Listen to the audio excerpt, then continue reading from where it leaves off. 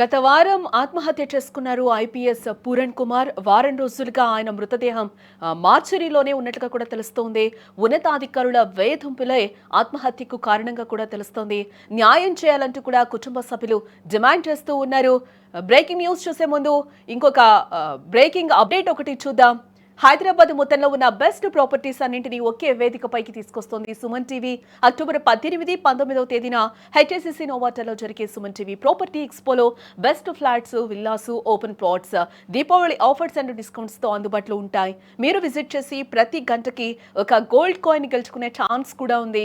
ఫ్యామిలీతో రండి, మీ డ్రీమ్ ప్రాపర్టీని సొంతం చేసుకోండి. ఇక ఇప్పుడు అసలు బ్రేకింగ్ చూస్తే, హర్యానా జైళ్ల శాఖ IG senior IPS officer Puran Kumar గత వారం ఆత్మహత్యకు పాల్పడడం జరిగింది. ఆయన నివాసంలో రివాల్వర్ తో కాల్చుకొని బలవన్మరణానికి పాల్పడ్డారు. హర్యానా డీఐజీ, రోహతక్ ఎస్పీ సహా పలువురు ఉన్నతాధికారులు తనను వేధిస్తున్నారని, కుల వివక్షతో తప్పుడు కేసులు ఇరికించారని పూరణ్ కుమార్ తన సూసైడ్ లెటర్లో పేర్కొనడం జరిగింది.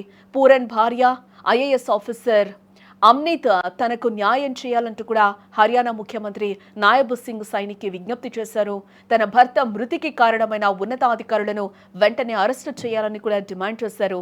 అప్పటి వరకు తన భర్త మృతదేహానికి పోస్ట్ మార్టం చెయ్యనివ్వబోనని కూడా ఆమె స్పష్టం చేస్తూ ఉన్నారు. దీంతో ఐపీఎస్ పూరణ్ కుమార్ మృతదేహం 7 రోజులుగా చండీగఢ్లోని post graduate institute of medical education and research ఆసుపత్రి మార్చిరీలోనే ఉండిపోయినట్లుగా కూడా తెలుస్తూ ఉంది. ఇక ఇదిలా ఉంటే, పూరణ్ కుమార్ ఆత్మహత్యపై హర్యానా ప్రభుత్వం సీరియస్ గా స్పందించినట్లుగా కూడా తెలుస్తుంది. డీజీపీ శత్రుజిత్ కపూర్ని దీర్ఘకాలిక సెలవుపై పంపించడంతో పాటు రోహతక్ ఎస్పీ నరేంద్ర సస్పెండ్ చేసినట్లుగా కూడా తెలుస్తూ ఉంది.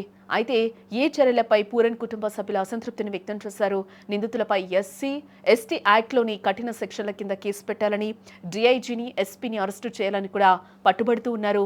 ఐపీఎస్ పూరణ్ కుమార్ సూసైడ్ కేసుపై దళిత సంఘాలకు చెందిన 31 మంది సభ్యులతో ఏర్పాటైన కమిటీ నిన్న చండీగఢ్లో దళిత మహాపంచాయత్ సమావేశం నిర్వహించింది.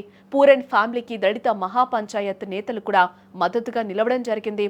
నిందితులపై 48 గంటల్లోపు చర్యలు తీసుకోకపోతే దేశవ్యాప్తంగా నిరసనలు చేపడతామని కూడా అల్టిమేటం జారీ చేయడం జరిగింది. ఇటు మరోవైపు చూస్తే, హైదరాబాద్ బర్కత్పురాకు చెందిన పూరణ్ కుమార్ ఆత్మహత్య ఇప్పుడు దేశవ్యాప్తంగా సంచలనం సృష్టిస్తోందని కూడా చెప్పుకోవచ్చు. తెలంగాణ ఉప ముఖ్యమంత్రి భట్టి విక్రమార్క నిన్న చండీగఢ్ వెళ్లి ఐపీఎస్ పూరణ్ కుమార్ మృతదేహానికి నివాళులర్పించడం జరిగింది.